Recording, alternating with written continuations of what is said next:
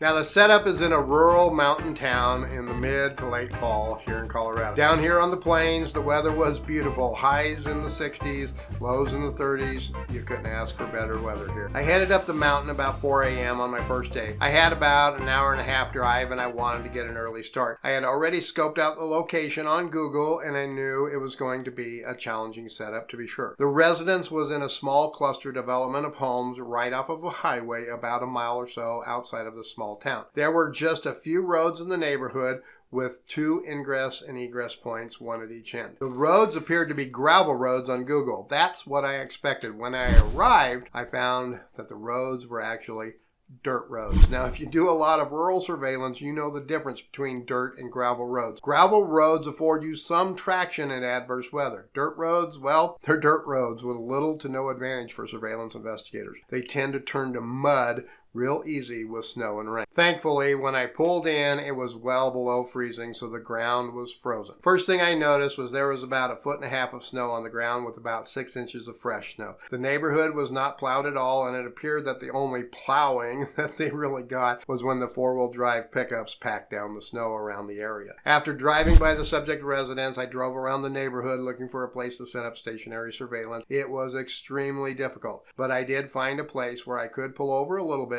and watch the residents in my rearview mirror. I was extremely worried at this point though, because the snow was still coming down and the temps were supposed to get into the upper 30s. This, folks, is a recipe for disaster when parked on a snow-covered dirt road. This video is sponsored by OREP Insurance and Working PI Magazine. OREP is a leading provider of private investigator liability insurance.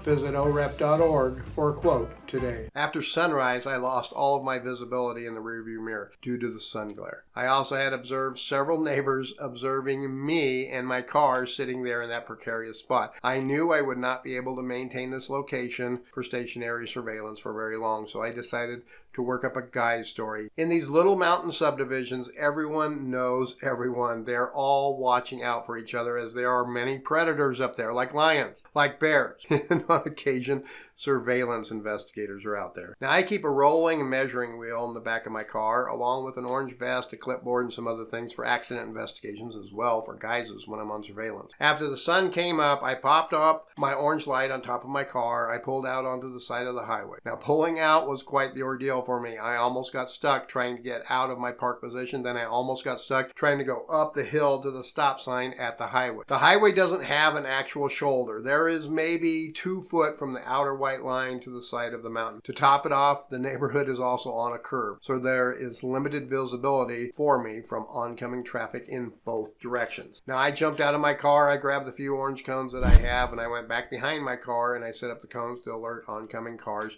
of my presence. I got the cones set up, then I started taking pictures of the roadway and started taking measurements at various places similar to if I was doing an accident investigation. After about 10 minutes, I see one of the neighbors pulling out of the neighborhood in his big 4-wheel drive pickup and start creeping up slowly towards me. As he approaches me, he rolls down his window and he asks me, "Are you investigating that accident that happened last Friday?" I told him I was. Then he said, "Well, my wife saw it all, and if you need to talk to her, we live at," and then he gave me his address, his name, and his wife's name, and then he went on his merry way. I was like, whoa, what a stroke of luck. This might actually work. I continued taking some photos and measurements, or at least acting like I was. Then I packed up my gear and I went on my way to try to find a new stationary surveillance position. I found a nice spot in town about a mile from the residence where I could watch in the direction where my subject may come from. My biggest concern was if he decided to head up the mountain and go skiing, as there was a ski resort up the mountain a few miles. Now, about noon, I see my subject's vehicle coming into town.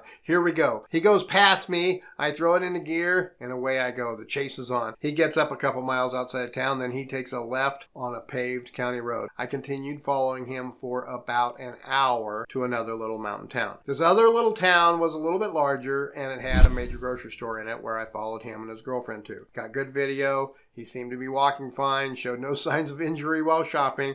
They returned to their car, and then they went across town to a marijuana dispensary, of course. Where else? They get done there, and then a nice, slow, leisurely drive back across the mountains to their residence. The second day rolls around, nothing happened. This was a 4-day assignment, so I took up the same stationary position in town and just waited for them while doing periodic drive-bys. On the third day, there was a lot of snow up there. I mean, they got like a foot while I was there. I had to keep moving to new locations so I could let the snow plows clear the sides of the road, and I didn't get my vehicle plowed in and stuck on the side of the road. Day 4. I see the subject. He's coming down the mountain towards town. I get in behind him, and then he takes that same turn on that same paved county road heading towards that same larger small town up there in the mountains where they went grocery shopping. I'm like, okay, piece of cake. I prepare myself for a nice leisurely drive across the mountains. Then suddenly, after just a few miles, he pulls off the road onto a gravel road. I noticed a couple of signs about hiking in a lake. I am like, woo, we are going to have some fun now. I let him pull off. I went past, and I make a quick U-turn, and I watched from a distance. They were driving up a winding road toward the lake, and I could see the road well, so I let them go a ways before I headed in. After a couple of minutes, I headed in and up and up and up. The road going to the lake was a very steep, winding roadway. I got about a mile up to the last point. I remembered seeing the subject vehicle. Then the road turned into a one-way road. I'm like, oh, what am I getting myself into? I quickly look at my GPS. I see that the road goes up a few miles, and then there's another road that comes back down, so I'm not too worried. I decided to continue up, and it wasn't long before the majority of the road was completely covered in snow. As long as I keep moving, I think I'm okay. I got up about a half a mile from the lake, and I could see off in the distance 2 people and a couple of dogs walking around the lake. Now, you won't believe what I saw them doing up there on that mountain. I got my car pulled over as far as I could off the road, and I hopped out with my video camera and a tripod.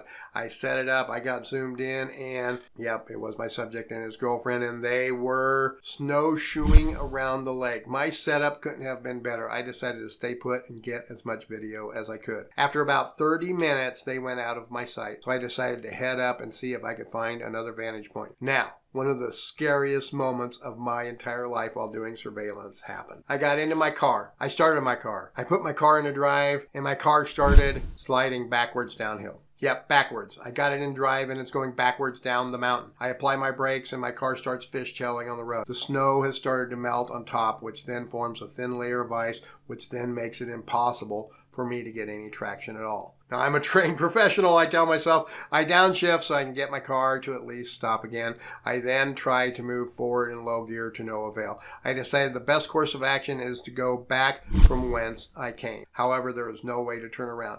The road is maybe 8 foot wide with a mountain on one side and a sheer drop-off on the other side. I put my car into reverse, holding down the brake with all my might, heart pounding every moment, and I just let the brake off easily for a split second. Slide down a little bit, then I stop, then I release the brake, slide back a little bit, then I stop, then I release the brake, slide back a little bit, then I stop, repeating this over and over and over again. After what seemed like an eternity, probably 30 minutes, I finally got to a point where I could do a 100-point maneuver to get turned around. I still had a slow go at it the rest of the way down as I was going the wrong way on a one-way road for a while, but at least I was pointed in the right direction. After I got down, I just waited for them to leave, and I followed them home.